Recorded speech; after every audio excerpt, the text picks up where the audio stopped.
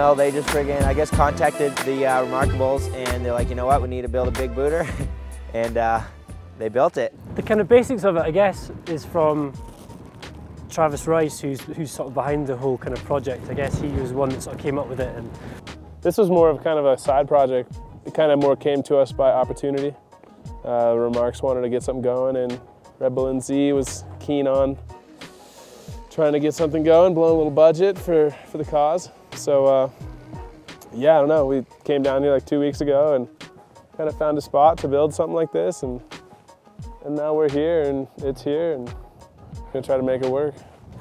The idea was that he wanted to build a backcountry kicker that was sort of big enough that you could get some good shots and good filming off, but also not massive enough that you're only going to hit it a couple of times and be scared of it, but just a perfect size that you're going to be able to get a good session with a good bunch of riders. And myself and Kern were lucky enough to sort of get on the bandwagon, so to speak.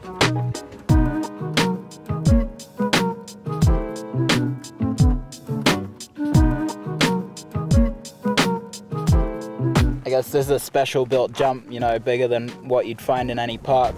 Well, if you think about it, in your average snowboard fun park, you've got maybe 3 or 4 different lines of kickers, all ranging from sort of like 2 meters to maybe 15 or 16, if not 20 on the bigger side. And this at the moment stands just short of 30 meters. So this is like a bit of a Whoppatron kicker compared to a lot of other park kickers you see around in different parks around the world.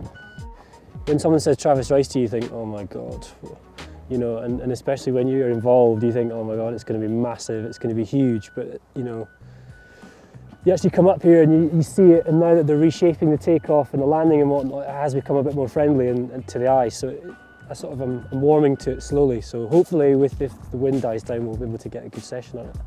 Well, a lot of times it's like rock, paper, scissors, shoot. But as far as this case, this jump goes, I think it's going to be guinea pig, like, all right, who's gonna step up to it, you know? So yeah, I mean, I think whoever's really feeling it really at the time, you know, got the speed and can see it visually in their mind will hit it first. Just trying to, you know, guesstimate the right speed, use your past experience to put your best foot forward and man up.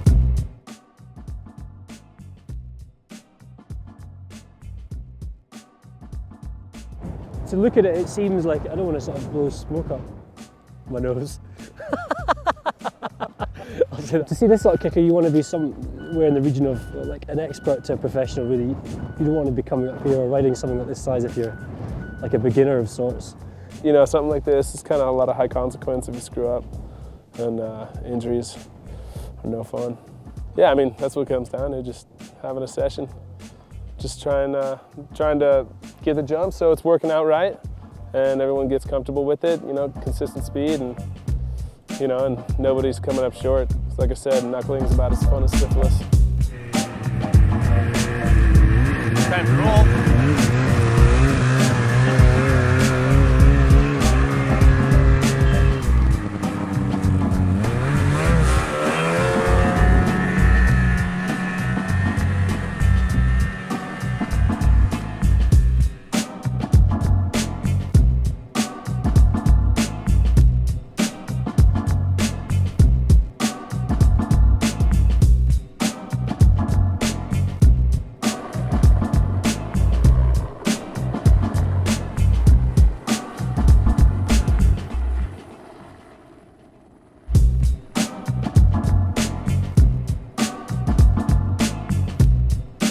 Because it's so private and so enclosed, it's quite a big deal, really, to be perfectly honest. And for someone like me to be part of it, it's almost like, I guess, like a dream, I suppose, because the people that you're riding with, you know, it's not a competition, it's more of a session, so there's more of a laid-back atmosphere to it. Definitely confidence is probably the biggest thing, in knowing you can do it, and obviously experience from, you know, hitting jumps like this in the past. And I guess it's just the experience. It's always fun to have a new challenge, so stepping up to it and, you know, getting a few tricks done is really rewarding.